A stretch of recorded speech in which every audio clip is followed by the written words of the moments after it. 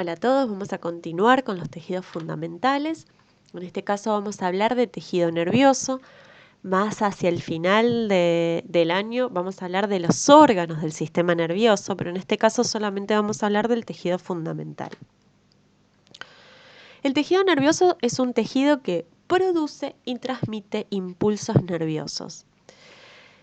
Ustedes por ahí tienen idea que lo más importante del tejido nervioso, lo que más recordamos son las neuronas. Pero en realidad hay otras células muy importantes que son las células de la glía que después vamos a ver. ¿Cuáles son las funciones? Por un lado, captar estímulos que vienen desde el exterior y también producir estímulos hacia afuera, o sea, hacia los centros, elaborar una respuesta y producir una acción posterior. Solamente para tener una idea, nosotros sabemos que anatómicamente el sistema nervioso se divide en sistema nervioso central, que recibe los estímulos y elabora respuestas, y el sistema nervioso periférico, que está formado por los nervios que conectan los centros nerviosos con los receptores y efectores. Es la comunicación que tenemos con el exterior. Funcionalmente lo vamos a dividir en sistema nervioso vegetativo, que es involuntario, y el autónomo, que es voluntario, aunque también se encuentran los reflejos. Todas estas cosas las van a ver un poco mejor en anatomía. Nosotros nos vamos a centrar en charlar un poco sobre las neuronas, sobre la neuroglía y sobre las envolturas que están compuestas por tejido conectivo. Sepamos solamente que todas las células de las que vamos a hablar, excepto las del tejido conectivo, o sea, excepto de las envolturas, derivan de una célula progenitora, o sea que las neuronas y las células de la glía tienen un mismo origen. Empecemos a hablar un poco de las neuronas. Son las células que generan y propagan los impulsos nerviosos. Para hacer eso, tiene ciertas propiedades. Por un lado, la excitabilidad, que es la propiedad de generar ese impulso, y por otro lado, la conductibilidad, que es lo que le permite conducir, especialmente por el axón, ese impulso nervioso. ¿Cómo está compuesta esta neurona? Vamos a observar que presenta un cuerpo celular donde se encuentra el núcleo. ¿Qué características tiene este núcleo que son muy importantes para reconocerlos al microscopio óptico? Es grande, generalmente esférico y central, no muy teñido, pero se puede diferenciar bien en una hematoxilina eosina, con un núcleo prominente, y se pueden observar, al ser una célula bastante grande, con un núcleo grande, los corpúsculos de Barr en el sexo femenino. Desde el cuerpo neuronal se irradian unas prolongaciones que presentan a su vez prolongaciones más pequeñas que se llaman dendritas. Son cortas, no están mielinizadas, después vamos a ver qué es la mielina. Según cuál sea esa ramificación, puede ser primaria, secundaria o terciaria. Y la función es relacionarse con neuronas adyacentes. O sea, es lo que le permite la comunicación con otras neuronas.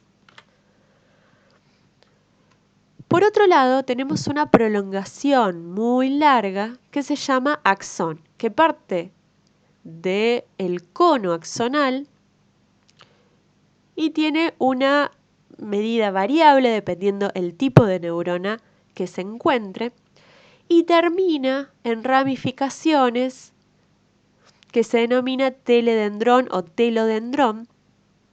Cada una de esas prolongaciones se va afinando, pero termina en lo que se llama un botón terminal y es lo que interacciona con otras células en la sinapsis. Acá vamos a tener muchas mitocondrias, pero no vamos a tener ribosomas. Los ribosomas van a quedar acá, o sea, las proteínas se producen acá, en el cuerpo neuronal. Este axón es el que transmite hacia otras neuronas o bien otras células el impulso nervioso. Ese transporte axonal va a ser o anterógrado o retrógrado y puede ser rápido o lento. No vamos a detenernos en cuál es la velocidad ni nada. Sepan que hay distintos tipos de transporte axonal.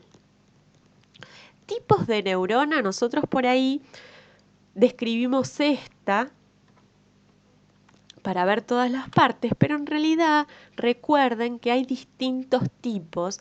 No es esto una clasificación, sino simplemente para mostrarles los distintos tipos que vamos a ver cuando veamos los órganos a final del año.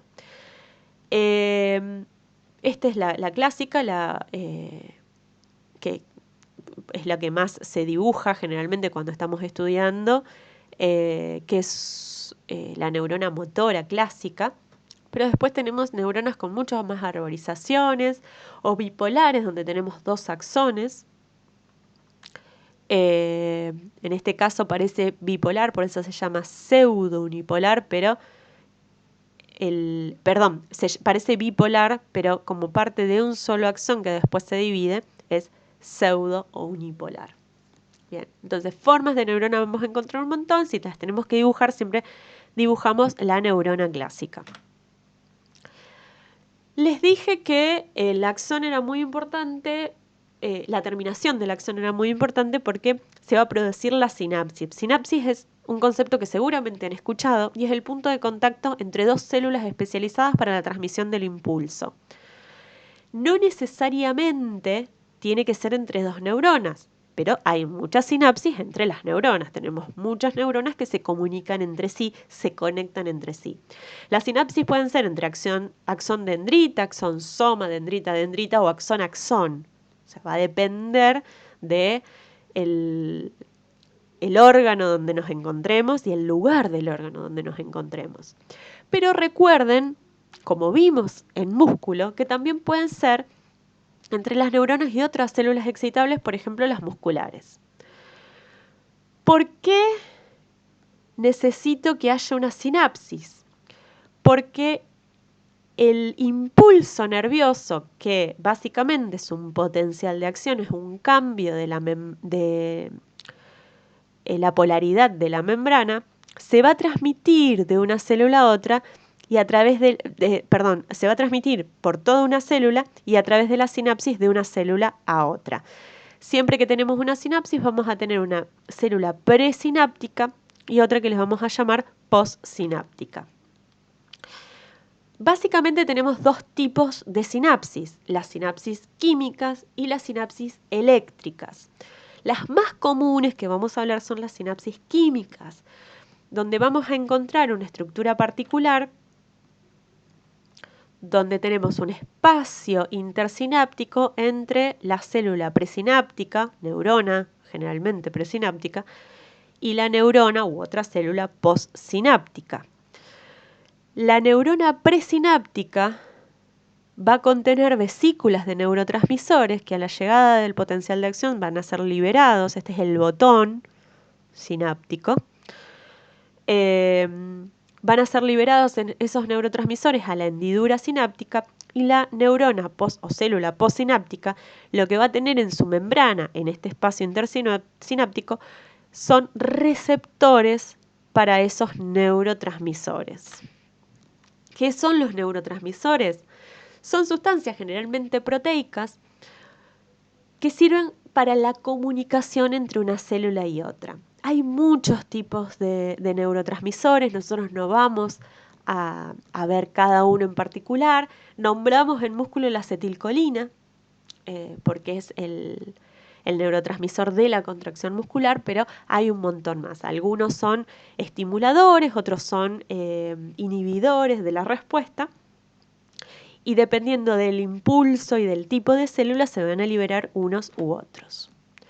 En las sinapsis eléctricas tenemos algunas diferencias. Por un lado, no vamos a tener espacio intersináptico. Las células contactan entre sí las membranas plasmáticas y lo que vamos a tener es uniones nexo, uniones gap entre ellas para comunicar ese impulso eléctrico. Acá no tenemos exocitosis y no vamos a tener el retardo que normalmente se encuentra en la sinapsis química. ¿Qué es esto del impulso eléctrico? Nosotros tenemos una neurona que es larga porque tiene un largo axón, donde decimos que se produce un impulso que atraviesa toda la célula y ese impulso es un impulso eléctrico que se denomina potencial de acción. El potencial de acción es un cambio de la polaridad de las membranas, como vimos también en muscular. Las membranas tienen un potencial de reposo gracias a las bombas de sodio y potasio de menos 70 milivoltios con negatividad en el interior respecto al exterior. Y ese cambio de polaridad llegando a 35 milivoltios positivos es el potencial de acción. Ante un estímulo va a generar un aumento de cargas positivas que ingresan gran cantidad de iones de sodio y esto es lo que produce que la membrana cambie de polaridad y se haga positiva, porque recuerden que los iones sodio son iones positivos, con carga positiva. Entonces hace que adentro de la célula empiecen a producirse, mejor dicho, en la membrana plasmática del lado de adentro de la célula, del lado citoplasmático, comiencen a producirse estas cargas positivas. ¿Cómo se conduce el potencial de acción? Como si fuese una ola. O sea, a medida que se va produciendo estas cargas positivas, van algo así como contagiando a las que están más distales, entonces ese potencial de acción se va desplazando. Y así también puede pasar de una célula a la otra. Este cambio de polaridad va a ser muchísimo más rápido, o este impulso eléctrico va a ser muchísimo más rápido, en axones que se denominan mielínicos. Vamos a ver qué es la mielina, pero básicamente es como el plástico que recubre un cable que no permite que la energía se disperse. Entonces, en estos axones que van a estar mielinizados, va a ser muchísimo más rápido la transmisión de ese impulso eléctrico. En cambio, los amielínicos va a ser un poco más lento. ¿Qué nos tenemos que acordar de esta clase? Definición y funciones del tejido nervioso y cuál es la estructura de una neurona. O sea, tenemos que saber identificar sus partes. Todas estas partes no son visibles al microscopio óptico. Solamente vamos a visualizar el núcleo de la célula. Después vamos a ver cómo lo diferenciamos de los otros núcleos. Y de la transmisión nerviosa sepan los conceptos básicos, una definición y qué es el potencial de acción. Tienen una guía de tejido nervioso para completar. Y está subido el capítulo del Gardner de tejido nervioso, pero pueden estudiarlo de cualquier otro libro de histología. Muchísimas gracias.